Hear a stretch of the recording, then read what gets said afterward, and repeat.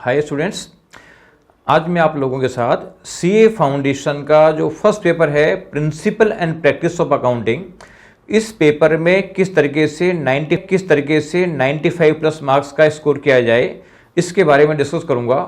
और इसके लिए मैं आपको ये बताऊंगा कि आपको क्या मैटर पढ़ना है, किस पैटर्न से पढ़ना है, किन चैप्टर्स को प्रायोरिटी दी जानी चाहिए और कौन से चैप्टर बाद के लिए छोड़ दिए जाने चाहिए, और क्या आपको पढ़ना है और क्या आपको नहीं पढ़ना, इन सब के बारे में डिस्कस करूंगा।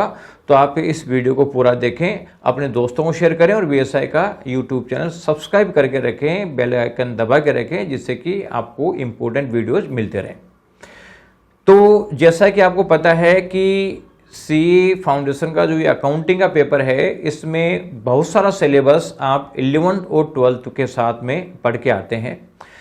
तो आपको लगता है कि ये 11th 12th का सिलेबस है और हम इसको इजीली कर लेंगे, और यही मार्क्स कमाने का सबसे बड़ा रीज़न रहता है, क्योंकि चैप्टर्स चाहे बहुत सारे कॉमन हों लेकिन इसका लेवल ऑफ एग्जाम अलग होता है, इसका प्रॉब्लम लेवल अलग होता है, या थोड़ा एडवांस लेवल का पहुंचा जाता है। बहुत सारे एडजस्टमेंट ऐसे आते हैं इसमें जो आप लोगों ने ऑलरेडी नहीं पढ़े हुए हैं, और वो एडजस्टमेंट आने की वजह से बहुत सारे क्वेश्चन गलत हो जाते हैं और एक प्रॉब्लम क्रिएट कर जाता है। तो इसको पढ़ने का देखो आपको तरीका क्या रखना है।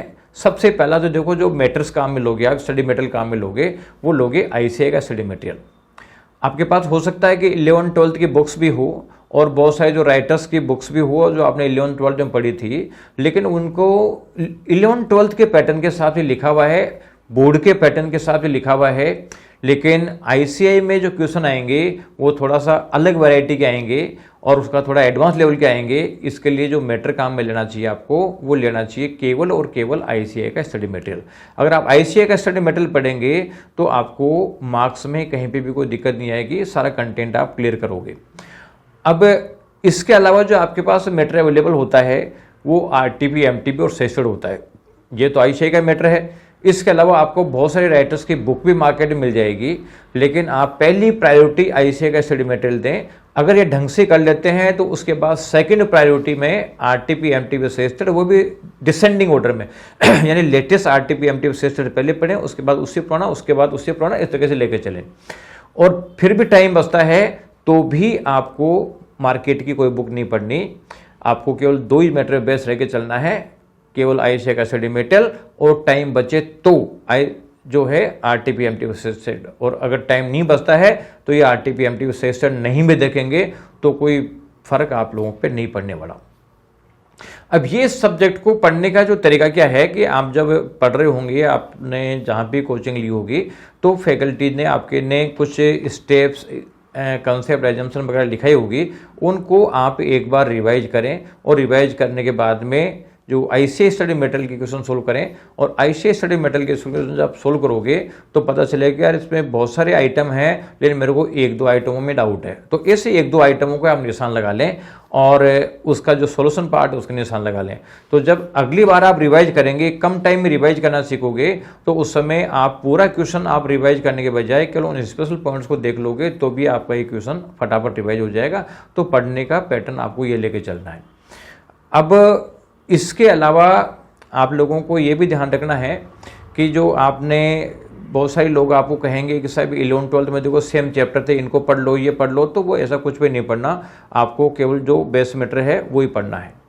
अब जो चैप्टर्स हैं जो इजी हैं, जिनमें से ज़्यादा क्वेश्चन पूछे जाते हैं, उन चैप्टरों को प्रायोरिटी दी जा सकती है, और जो चैप्टर थोड़ा सा कम इम्पोर्टेंट है उसको थोड़ा सा बाद में रखा जा सकता है, जिससे कि क्योंकि बिगिनिंग में आप पढ़ते हो तो थोड़ा सा डीप लेवल से पढ़ते हो, अच्छे तरीके से पढ़ते हो, और जैसे जैसे बाद में टाइम निकलता जाता है और पता चलता है कि आपके पास सिलेबस ज़्यादा है और पढ़ना ज़्यादा, सिलेबस ज़्यादा है और पढ़ने का टाइम कम है, तो आप फिर थोड़ा सा तेज चलाना चालू कर देते हो। तो अपन चाहते हैं कि जो चैप्टर जिसमें से हमेशा क्वेश्चन पूछे जाते हैं और इजी चैप्टर हैं, वो तो आप कम से कम पहले करें। और इसमें आप देखोगे तो तो ये जो आपका चैप्टर नंबर 2 का है, रेक्टिफिकेशन ऑफ एरर, इसको पहली प्रायोरिटी पे लें। इसके बाद बीआरएस ले लें, इन्वेंट्री ले लें, डेप्रिशिएशन, अमोर्टाइजेशन ले लें, बिल ऑफ एक्सचेंज ले लें, और ये फाइनल अकाउंट ले लें। इसके अलावा आप जो ये पार्टनरशिप और कंपनी, क्योंकि ये भी आप लोगों का पड़ा हुआ है, तो इस वाले पार्ट को आप बिल्कुल स्ट्रॉन्ग कर लें।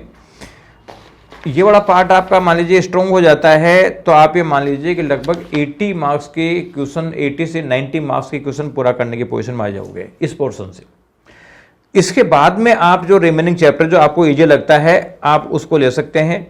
जैसे आप जो है ट्रायल बैलेंस देख सकते हैं, केस बुक देख सकते हैं, ये एनपीओ देख सकते हैं, इनकम रिकॉर्ड देख सकते हैं। आप ये और कर लोगे तो आप मान लीजिए 15-20 नंबर का और करने की पोजीशन में आ जाओगे।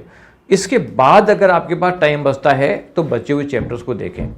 तो कुल मिला के आप लोग प्रायोरिटी भी देते हैं, उसका भी फर्क पड़ता है, पढ़ने का जो तरीका ये फर्क पड़ता है। और सबसे अल्टीमेट चीज़ है कि आपको एक दिन में रिवाइज करना सीखना है। तो अगर आप एक दिन में रिवाइज करना सीख जाओगे तो इसका मतलब सब चीज़ें हो जाएगी। तो जो चीज़ पढ़ रहे हो उसको बार बार रिवाइज करो, और बार बार रिवाइज करोगे तो आपका पर्पस सोल्व हो जाएगा। तो जिससे मैंने आपको बताया था कि जो चैप्टर पहले बताए थे मैंने पहली प्रायोरिटी में आपको बताए थे जिसमें 80-90 मार्क्स के क्वेश्चन आते हैं। दूसरी प्रायोरिटी मैंने बताए थे उसमें लगभग 20 मार्क्स के आसपास से क्वेश्चन आते हैं। तो पेपर क्योंकि बड़ा होता है और आपको लगभग 125 मार्क्स का पेपर मिलता है, इसलिए अपने पास से मान लीजिए कि 25 मार्क्स तक का पेपर तो वैसे भी छोड़ना है। और इसके बाद जो बाकी चैप्टर बचते हैं ना उसको आप एक बार थोड़ा गो थ्रू हो जाएं, थोड़ा मैन मैचिंग देखते हुए अंडरलाइन करते हुए आगे निकल जाएंगे तो भी आपका पर्पस सोल्व हो जाएगा।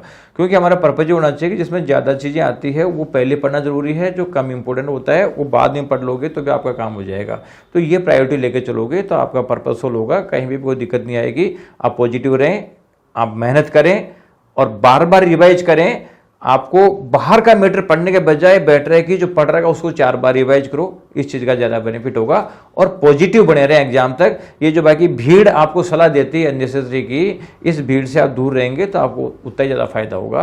तो आप इस पॉलिसी को फॉलो करके देखें, आपके मार्क्स एकदम से इंक्रीज होना चालू हो जाएंगे और मैन एग्जाम में आप 95+ स्कोर कर जाओगे। Thank you.